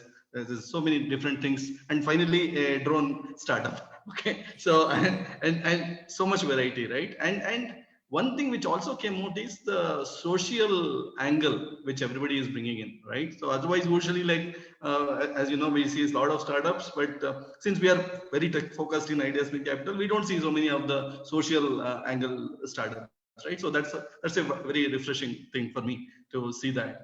And couple of points I noted down is like one of the founders shut down part of this thing because it didn't work. I like that practicality. Basically, like that is something I think which everybody should learn from. Something is not working, try something else, right? So basically, like don't keep doing if something is not working. So, and there are a lot of things in life to do. Even though it goes against the perseverance angle, but sometimes actually you have to be open and what customers want, and actually do some pivots and things like that before you find the niche, right? So that's and when I was seeing all these presentations, I didn't know what they want actually, because they are pitching so well, all the things, right? So good that we started asking like, what do you want, right? So there are a lot of these things which have come like funding, managing technology, right? So that's where a co-founder who is actually a tech person would help. So that kind of things, right? Branding, packaging help. So many things I've noted down. I think Vijeta and team also have noted down. We will at Thai will try to figure out like how we can help them in some of these aspects. I think we have more than 120 plus, right? I don't know, like what's the latest count of CMs, and we should be able to actually get help in all these aspects. Apart from that, actually, like I also want to thank all like basically Arun, Subbu, Vijeta, and Saravana, right? Like Saravana, that too, it keeps it so humorous, right? That's really good, and it helps. Basically, like the thing is, all these one thing I want to tell all the entrepreneurs is, you don't have to answer all the questions. If you don't have an answer, it's fine. So just take this feedback and think about it, because what you are getting from us is actually an outside-in view. Because you are so deep in what you are actually doing, many times you miss the bigger picture. That's what actually we are trying to give. And we'll surely work on all the other aspects of where you need help, and we will try to see what we can do from TiE. Not the least, actually, like I want to thank Vijeta and team, and also Geeta and Kanika. Like you guys are doing amazing work for the women entrepreneurs, helping them, right? So that's really great. So overall, actually, like I really enjoyed this whole conversation, and at TiE, I think we will try our best to actually like help you guys out. Be open, ask for help. That's very important, because if you don't ask, you don't know whether you'll get or not, right? So one of the main things in entrepreneurship is to go and ask for help. It's okay. Somebody may not give, that's fine, but at least you have ticked off that, okay, this person won't give help. That's okay, right? So that's and we are here to help. So that's what I would like to say, and that's about it. Actually, like I really enjoyed the whole program, and we are here to help all the entrepreneurs. Okay. Thank you, Surya. Wonderful thoughts. Thank you so much. Thank you, everybody, for participating, and also for giving your advice and guidance and support. And we look forward to your continued support in the year to come. So, Vijeta, take it away for your closing remarks. All right. Thank you. Thank you so much. What I can say is that there was a lot of energy in the room, and gratitude to Saravana and Subramaniam, Subbu rather. They have always stepped up, and of course, Geeta, no one can say no to you. So I mean, that's what really is the thing. But yes, as Suri very clearly said, like, what really matters now is what next. What can we do for them? So this is what we can offer from TiE, right? Each and every one of these entrepreneurs who are present, and anyone else, please become part of a community, become our members, and we have a Medium blogging platform. We can publish you there. We can shoot a 2-minute video of each of you guys, and we can publish on our YouTube, etc. We will also keep organizing these product showcases and product demos. We'll bring in more investors for you. So, but the only thing is, be part of the community, engage with us, come in for our business mentoring sessions, etc. Because that's where it will really make a difference.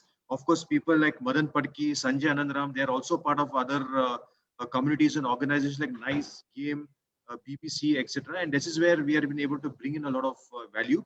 So we'll do more, Geeta. I think that's what really matters. And, having the support, the friendship, and the goodwill of people like Arun, Suri, Subbu, and Sarana makes so much of a difference.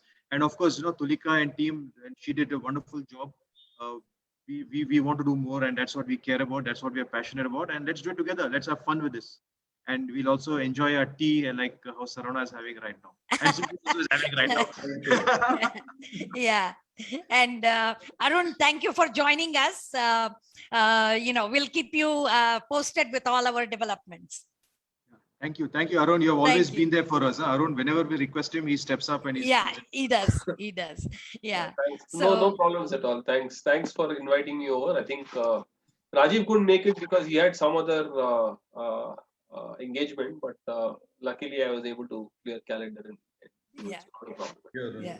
Now you are in. So, that's yeah.